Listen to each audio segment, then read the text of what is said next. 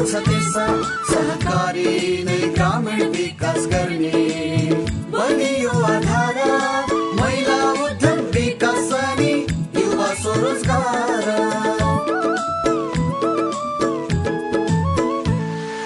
सबै मिलिजुली गरौँ उन्नतिको कर्म स्वावलम्बी र समृद्धि नै सहकारीको मर्म समानता र स्वाधीनताको भावनाले भरौँ आर्थिक अनि सामाजिक सांस्कृतिक विकास गरौँ सहकारी दर्पण सहकारी दर्पण सहकारी दर्पण। नमस्ते, सहकारी दर्पण कार्यक्रमको तर्फबाट यो कार्यक्रम प्रत्येक शनिबार साँझ 6:05 देखि करिब 20 मिनट अवधिभर सहकारीका विविध विषयवस्तु समावेश गरी प्रस्तुत गर्ने गरिन्छ। स्वागत एवं सहकारी अभिवादन आजको यो श्रृंखलामा पनि सम्पूर्ण दर्शक महानुभावहरूमा। आजको कार्यक्रममा हामी कास्की जिल्लाको टुटुङ्गामा रहेको एउटा कृषि सहकारी संस्थाको चिनारी र डिभिजन सहकारी कार्यालय स्याङ्जाका सहकारी अधिकृतसँग गरिएको कुराकानीलाई प्रस्तुत गर्नेछौँ।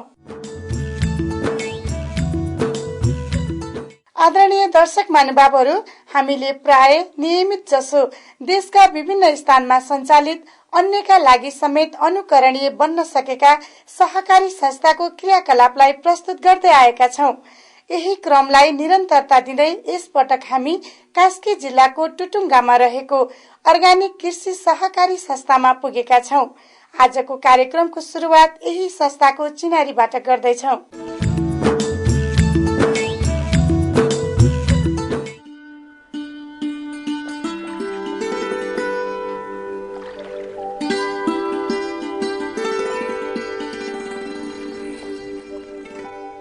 नेपालमा कृषिजन्य उत्पादनमा रासायनिक विषादीको प्रयोगले आम उपभोक्तामा पर्न गएको असर र भविष्यमा यसले ल्याउन सक्ने भयावह अवस्थातर्फ सचेत रहँदै देशका विभिन्न क्षेत्रमा कृषक व्यवसायीहरूले जैविक खेतीलाई अवलम्बन गर्न थालेका कतिपय नमूनाहरू देख्न पाइन्छ।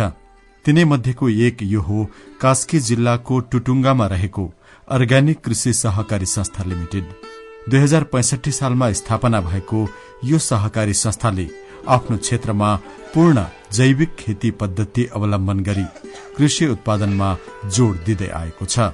यसको लागि बोट बिरुवालाई आवश्यक पर्ने विभिन्न तत्वको आपूर्ति गर्न आफ्नै किसिमको ज्ञान र जानकारीको आधारमा जीवामृत तयार गरी प्रयोग गर्ने गरेको भनाइ पाइन्छ। संयोगवश संस्थाका अध्यक्ष लगायत सञ्चालक समितिका सदस्यहरू सम्मिलित भई जीवामृत तयार गर्ने क्रममा हामी पुगेका थियौं। यो विषादी प्रयोग कसरी गर्छ मान्छेले, प्रयोग गर्दा त मान्छेको शरीरमा खतराबाट त्यति चाहिँ सुरक्षित गर्नुपर्छ भन्छ भने तपाईले विषादी स्प्रे गरेर अनि त्यसलाई प्रयोग गरेर त्यो तरकारी टिपेर खाँदा कुनै विषादी 3 महिनासम्म रहने हुन्छ, कुनै विषादी 35 दिन रहने हुन्छ, कुनै विषादी 45 दिन रहने हुन्छ, कुनै विषादी तपाईको 5 महिनासम्म रहने विषादी हुन्छ र हाड चाहिने खेती प्रविधिलाई कडा विषादी छर्छ त्यो मान्छेहरूले। अनि त्यसपछि भर्खर खानेलाई अलि नरम खालको विषादी छर्छ। तर तपाईलाई सबभन्दा पहिला हामी जस्ता मान्छेले छुन परेपछि सबभन्दा पहिला विषादीले हामीलाई खान्छ, त्यसपछि तरकारी खानेलाई खान्छ, त्यसपछि बजारमा लैजानेलाई खान्छ, त्यसपछि हामीलाई लागेको रोग सोल्किएर पनि कसैलाई बाँकी राख्नेवाला यहाँ छैन। त्यही कुरालाई मध्यनजर गरेर हामीले बिरुवालाई आवश्यकता पर्ने 13 तत्व हामीले गाईको गौत, गाईको गोबर, अनि त्यसपछि यो चाहिँ इएम भनेको सूक्ष्म जीवाणु, यो पनि किसानले तयार गरेको छ। त्यसपछि वनको माटो भनेको विभिन्न किसिमको वनस्पतिबाट चाहिँ आएको विभिन्न किसिमको चाहिँ जडीबुटीबाट चाहिँ कुहिएर आएको माटो, वनको माटो। अनि त्यसपछि यसरी जीवामृत बनाउँदै गर्दा सहभागीलाई प्रयोगात्मक ज्ञान दिन उनीहरूलाई गरिएका कुराहरू दोहोर्याएर सोध्दै गरेको पनि देखियो। यो जीवामृत केले बन्यो, के भने मैले के भने ल भन्नुस् तपाई के ल भन्नुस् के भने मैले हजुरले भन्नुस्। जीवामृत सरल कतिवटा चीज मात्रै भन्नुस्। कति तयार गर्नको लागि गाईको गौत, पानी, गाईको गोबर, यो होइन र वनको माटो 1 2 3 अनि त्यसपछि झेली 4 योसित 5। पानी भन्ने कुरोलाई हामीले यो अति आवश्यक चाहिने नै वस्तु भएको हो। त्यसकारणले यसलाई हामी 1 2 3 4 5 हामीले पञ्च चिजबाट हामीले जीवामृत बनाउँछ र पानी भनेको त नहुने चिज हो, त्यो चाहिँ नि हामीले त्यसलाई त नगन्दा पनि झड नगर्नेका हौँ। त्यसबाट हामीले पहिला चाहिँ जीवामृत बनाउँछौँ। त्यसपछि गएर तपाईँको इस्ट छ नि, यो मर्चा के भन्छ, कुखुराको सुली, गाई भैँसीको मल, हरियो झारपात, विभिन्न किसिमको तत्त्व मिसाएर फेरि यो छुट्टै खालको चाहिँ अहिले हामीले फिल्डमै गएर बनाउँछ र हजुरले देख्नुहुन्छ। अब हामीले जीवामृत तयार गरौँ। गाईको गोबर 10 केजी, गहुँत 10 लिटर, दालको धुलो 1 केजी, जंगलको माटो 1 केजी, सक्खर 1 केजी 200 लिटर पानीमा मिसाई 48 घण्टाभित्र तयार गर्न सकिने र एक पटक तयार भएको जीवामृत 1 हप्तासम्म प्रयोग गर्न सकिने उनको आफ्नो अनुभव थियो। त्यसैगरी बालीमा लाग्ने किरा नियन्त्रणको लागि पनि प्लास्टिकको बट्टाभित्र विभिन्न जैविक वस्तु राखी तयार गरिएको पासो, केतुकी आदिको प्रयोग गरेर प्रभावकारी रूपमा किरा नियन्त्रण गर्न सकिने अनुभव पनि सुनाइएको थियो। त्यसैगरी जैविक खेतीको लागि आवश्यक मल बनाउने तौर तरिकाको बारेमा पनि देख्ने र सुन्ने अवसर मिलेको थियो। इस्ट भनेको यो मर्चा, नेपाली भाषामा यो मर्चा भन न, मर्चा यो चाहिँ भेली पानी, यो पनि सूक्ष्म जीवाणु हेर्नुहोस् है, EM सूक्ष्म जीवाणु लेखेको छ, यो पनि यहाँ मिक्स गर्छौँ। यो हामीले के राख्यौँ, मर्चा राख्यौँ, EM राख्यौँ, भेली राख्यौँ। अब हामीले पानी राख्छौँ।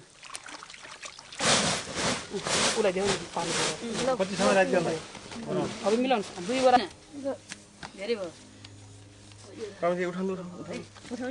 केतुकी किरा नियन्त्रण गर्ने र विकास गर्ने, सजिलोले जिङ्क दिने, फस्फरस दिने, सिङ पोटास दिने, जिङ्क दिने, त्यसपछि गाई भैँसी अलि छर्नुहोस्। प्राङ्गारिक खेतीको लागि सहकारी संस्थाले सदस्यहरूलाई तालिम गोष्ठी मार्फत सचेतना प्रदान गर्नुको साथै ऋण समेत प्रदान गर्दै आएको, जसबाट सदस्यहरूको आय आर्जन वृद्धिमा सघाउ पुगेको भनाइ छ संस्थाका अध्यक्षको। यो अर्ग्यानिक कृषि सहकारी संस्था भनेको विशेष गरी चाहिँ पारम्परिक रूपमा चाहिने खाद्य वस्तु, फलफूल, तरकारी अनि अब पशुपालन, यो सबै चाहिँ पारम्परिक रूपमा चाहिँ हामीले उत्पादन गर्नको निमित्त हामीले यो क्रियाकलाप गर्छौं। र अहिले हामी 34 जना सदस्यहरूले हामीले कहिले गाई पाल्ने, कसैले के गर्ने, कसैले तरकारी खेती, कसैले धान खेती आदि इत्यादि चाहिँ नै कृषिजन्य उत्पादनमा चाहिँ हामी लागेका छौं। र हामीले के हुन्छ भने घर घरमा हामीले आम्दानी गरेर घर घरमा आर्थिक केही चाहिँ परिवर्तन गर्न सफल भएका छौं। मान्छेले चाहिँ पारम्परिक उत्पादन खान देख्न छुन पाएको छैन, मान्छे थोरै भएको छ। विभिन्न क्षेत्रमा मान्छे पारम्परिक उत्पादन गरे तापनि हाम्रो उपभोक्ताहरू धेरै भएको हुनाले पारम्परिक चाहिँ थोरै भएको हुनाले यो उत्पादन चाहिँ कम भइरहेको छ। यसलाई हामीले विशेष गरी लामो धेरै र यसको चाहिँ विस्तार धेरै मात्रामा चाहिँ गर्न खोजिरहेका छौं। त्यसो भएर हामीले पारम्परिक उत्पादन गर्ने सदस्यहरू तालिम दिएर प्रभाव पारेर विभिन्न किसिमको प्रचार प्रसार गरेर यो पारम्परिक गर्दा धेरै फाइदा हुने कुरो बाहिर लगेर हामीले प्रभाव पारेर सदस्य बढाउने यस्ता चाहिँ कामहरू हामीले चाहिँ गरेका छौं, गर्दैछौं। हामीले विशेष गरी तालिम, गोष्ठी, भ्रमण, उत्पादन, पुरस्कार दिने अनि यस्ता कामहरू चाहिँ हामीले गरिरहेका छौं। संस्थाकै केही सदस्यहरूसँग पनि उनीहरूले गरेको खेतीपाती तथा उपलब्धिको बारेमा कुराकानी गर्ने अवसर मिलेको थियो। ऋण अनि चाहिँ यो अनुदान पनि लिएर मैले चाहिँ टोनेलाहरू बनाएँ र अहिले चाहिँ मलाई जहाँसम्म लाग्छ एकदमै धेरै मेरो बच्चाहरू चाहिँ हुर्काउनु पर्ने थियो, पढाउनु पर्ने थियो। यसबाट धेरै सजिलो भएको छ। मुख्यतः मैले यो गोलभेडा र अरू धेरै तरकारीहरू पनि गर्छु र त्यसैबाट पनि हामीलाई धेरै कुरा फाइदा भइरहेको छ।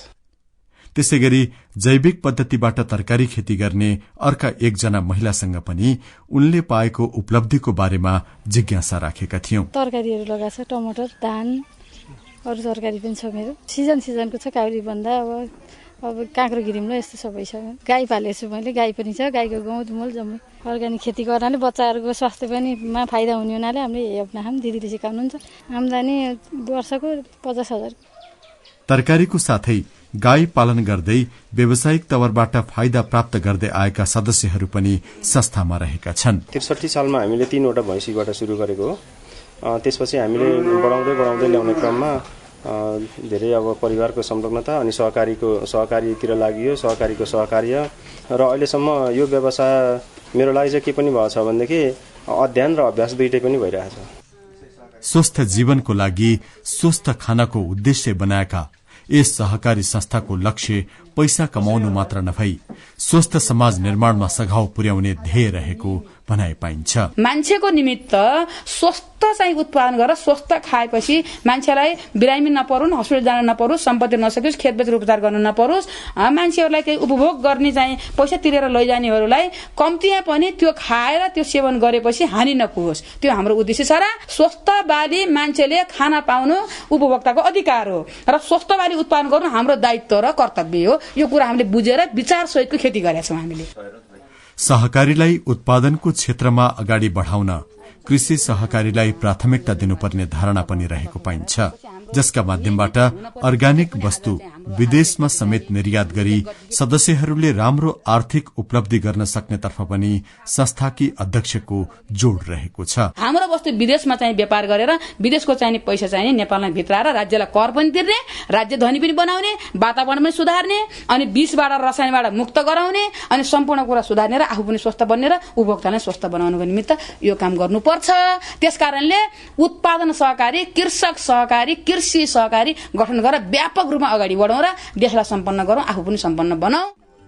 जैविक खेती मार्फत स्वस्थ समाजको निर्माण गर्दै अन्तर्राष्ट्रिय बजारसम्म नेपालको जैविक कृषि उत्पादनको पहुँच विस्तार गरी सदस्यहरूको आर्थिक अवस्था उकास्ने लक्ष्यमा यस कास्की जिल्लाको टुटुङ्गामा रहेको अर्ग्यानिक कृषि सहकारी संस्थालाई सफलता मिल्दै जाओस्, हाम्रो शुभकामना।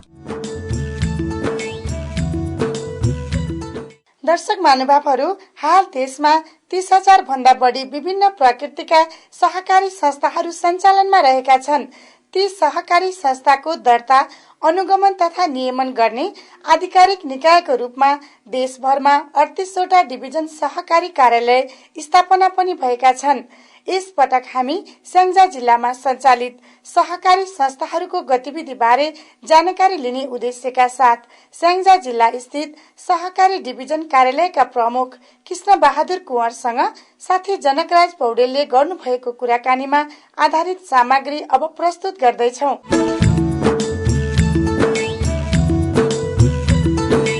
स्याङ्जा जिल्लाको सहकारी अवस्थाको कुरा गर्दाखेरि विशेषतः संख्यात्मक र गुणात्मक कुराहरू हुन्छ र विगतका वर्षहरूमा हामीले सहकारी संस्थाहरूलाई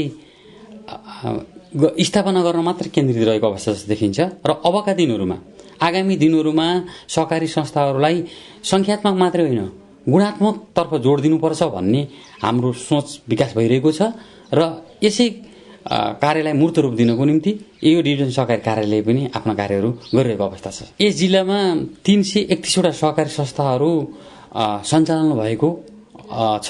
यसमा खास गरी 25वटा निष्क्रिय रहेको अवस्था छ, जसमा जिल्ला सङ्घ 1वटा, विषयगत सङ्घहरूमा दुग्ध, कफी, बचत, उपभोक्ता, कृषि, फलफूल, बहुउद्देश्य गरेर विषयगत सङ्घहरू 7वटा सक्रिय रहेको अवस्था छ भने जिल्ला सङ्घ एउटा अवस्था छ र अन्य सहकारी संस्थाहरूमा बचत तर्फी सहकारी संस्थाहरू 113वटा, कृषि सहकारी संस्थाहरू 75वटा, फलफूल 18, दुग्ध 16, बहुउद्देश्य 49, साना किसान 11, कफी 8 र मौरी 10 गरेर 331वटा सहकारी संस्थाहरू सक्रिय रहेको अवस्था संख्यात्मक रूपमा हेर्दाखेरि यस्तो अवस्था देखिन्छ। यी सहकारी संस्थाहरू जति छन् यहाँले सक्रिय, हजुर, उनीहरूले गरेको चाहिँ जुन चाहिँ कारोबार छ, व्यवसायिक कारोबार, हजुर, कारोबारबाट चाहिँ सहकारी संस्थाका सदस्यहरूको चाहिँ आर्थिक अवस्था अथवा सामाजिक अवस्थामा कस्तो परिवर्तन देखा परेको छ? मूलतः ग्रामीण क्षेत्रमा गयौं भने हामीले यो क्षेत्रमा सदस्यहरूको जीवनस्तर बढेको, उनीहरूले आय आर्जन, रोजगारी, स्वरोजगारीका क्रियाकलापहरू गरेको प्रशस्त देख्न पाउँछौं र हिजोका दिनहरूमा हामीले हेर्यौं भने तपाईले 1000 रुपैयाँ पाउनको निम्ति पनि साउको द्वारमा जानुपर्ने अवस्था थियो भने अब त्यो बाटो मुक्त भएको अवस्था छ। अब उनीहरू आफै स्वतन्त्र छन्, आफै सञ्चालन गरेका छन्, के गर्ने कसो गर्ने भन्ने कुराहरू आफै निर्णयमा उनीहरू काम गर्न सक्छन्। वास्तव भन्ने भने आर्थिक क्षेत्रमा पनि स्वतन्त्रतर्फ गइरहेको, सामाजिक क्षेत्रमा पनि स्वतन्त्रतर्फ गइरहेको र पैसा बचत गरेर जम्मा गरेर बचत गर्नुपर्छ है भन्ने सकारात्मक सोच पनि विकास भएको छ। रोजगारीको अवसर पनि सृजना छ, रोजगारीको अवस्था र स्वरोजगारीको अवस्था छ। खास गरी एउटा प्रत्यक्ष सहकारी संस्थाहरूमा लागेर काम गरेको अवस्था छ भने अर्को आफै तपाईको चाहिँ स्वरोजगारीको अवस्थामा लागेका हजारौंको संख्यामा तपाई देख्न सक्नुहुन्छ। जस्तै तपाईले चाहिँ यो जिल्ला सुन्तला खेतीको लागि प्रख्यात जिल्ला हो, सुन्तला खेती पनि फस्टाएको अवस्था छ। त्यस्तै गरेर तपाईँ हेर्नुहुन्छ तरकारी खेती कफी, माछा पालन, बङ्गुर पालन, कुखुरा पालन, प्रशस्त मात्रामा साना साना, अब तपाईँ हेर्नुहुन्छ भने तरकारी खेती त जो कोहीले पनि गर्न सक्छ। सहकारी संस्थाहरूमा हेऱ्यो भने तरकारी खेतीलाई बढी जोड दिएको अवस्था छ र उहाँहरूले चाहिँ ऋण लिएर रोजगार स्वरोजगारका कुराहरू प्रशस्त गरेको हामी देख्छौँ र उहाँहरूले व्यवसाय सञ्चालन गरेको अवस्था छ। समस्या के छ? यसका चाहिँ समस्याहरू, नकारात्मक पक्षहरू चाहिँ के देखिएको छ अहिले? वास्तवमा अब हरेक चिजको सकारात्मक नकारात्मक पाटो हुन्छ। सहकारी संस्थाहरूमा पनि नकारात्मक पाटो छैन भनेर म भन्न सक्दिनँ, अवश्य नै छ। कतिपय सहकारी संस्थाहरूले सहकारीको मूल्य मान्यताहरूलाई ख्याल नगरेको, तालिमतर्फ जोड नदिएको, तपाईँको चाहिँ आफै जुन सञ्चालन, नियन्त्रण, अनुगमन, मूल्याङ्कन भनेर भन्छ त्यसतर्फ पनि यथेष्ट मात्रामा ध्यान नदिएको। सदस्यहरूले वास्तवमा सहकारी भनेको सदस्य केन्द्रित व्यवसाय हो। यहाँ सदस्यहरू आफै सञ्चालन गर्ने हो, आफै नियन्त्रण गर्ने हो, आफै अनुगमन गर्ने हो। हुन त डिभिजन सहकारी कार्यालयहरू पनि अबका दिनहरूमा सहकारी सङ्घ संस्थाहरू स्थापनामा होइन, अब हामीले यसलाई चाहिँ नियन्त्रण गर्नुपर्छ, यसलाई चाहिँ व्यवस्थापन गर्नुपर्छ भन्नेतर्फ जोड दिएका छौँ, जसको लागि विभागले पनि सघन अनुगमनमा जोड दिएको छ। अब हामीले सहकारी विभागको मातहतमा रहेका डिभिजन सहकारी कार्यालयहरूले सहकारीहरूको गुणात्मक विकासको निम्ति सघन अनुगमनलाई जोड दिएका छौँ र देखिएका समस्याहरूलाई कमी गर्नको निम्ति हामी पनि लागेका छौँ। सहकारी सङ्घ संस्थाहरूलाई पनि गजगजाइरहेको अवस्था छ। र अहिले चाहिँ हाम्रो चाहिँ जुन समाजमा चाहिँ रहेका युवा शक्तिहरू जो चाहिँ रोजगारीको खोजीमा चाहिँ विदेश गइरहेका छन्, हिँडिरहेका छन्, र हाम्रो समाजमा रहेका चाहिँ महिला दिदीबहिनीहरू र दलित जनजाति दाजुभाइ दिदीबहिनीहरू जुन हुनुहुन्छ, उहाँको अवस्था चाहिँ कस्तो रहेको छ सहकारी? जब हामी सहकारीको अभियान लिएर, तालिम प्रशिक्षण लिएर गाउँघरमा जान्छौँ, हामीलाई त्यतिखेर दुःख लाग्छ जतिखेर प्रत्येक घर जसोमा विदेश गएको युवाहरू पलायन भएको अवस्था छ। स्याङ्जा जिल्लाको हकमा कुरा गर्नुहुन्छ भने त्यस्तो घर छैन जहाँ विदेश नभएको होस्, त्यस्तो युवा छैन उसको दिलो दिमागमा विदेश जाने सोच नभएको होस्। र तपाईँले यो प्रश्न यस मानेमा मैले सही माने कि युवाहरूलाई कसरी रोकेर सहकारीतर्फ लैजाने, कसरी विदेश पलायन हुनेबाट रोक्ने एउटा यो चुनौतीमय कुरा हो। त्यही कारणले सहकारीको माध्यमबाट युवाहरूलाई यही गाउँघरमै बस्ने वातावरण सिर्जना गर्न अति नै आवश्यक छ। होइन भने हाम्रा गाउँघरहरू रित्तिनेछन् र अहिलेको अवस्था हेर्नुभयो भने गाउँघरमा महिलाहरूले धानेको अवस्था छ। त्यहाँ जानुभयो भने कि केटाकेटी देख्नुहुन्छ, कि वृद्ध देख्नुहुन्छ, कि महिला देख्नुहुन्छ। र हामी जहाँ जहाँ सहकारीका कार्यक्रम लिएर जान्छौँ महिलाहरूको अति नै सक्रिय सहभागिता छ। तालिम, परीक्षण, व्यावसायिक क्रियाकलाप लगायत सहकारीको मोमेन्टमा महिलाहरूको सक्रिय सहभागिता छ। र यो पाटोमा एकदम गौरव गर्ने पाटो हो भने एउटा दुःख लाग्ने कुरो युवाहरूको पलायन छ, यो आफ्नो ठाउँमा छ। यस जिल्लामा महिलाले मात्रै 32वटा सहकारी संस्थाहरू सञ्चालन गरेको अवस्था छ र खास गरी दलित जनजाति पिछडिएको वर्गहरूमा पनि सहकारीको माध्यमबाट विकास गर्न सकिन्छ है। सहकारीले नै हाम्रो समस्याको समाधान गर्न सक्छ भन्ने सोचका साथ उहाँहरू सहकारीमा लाग्नुभएको अवस्था छ।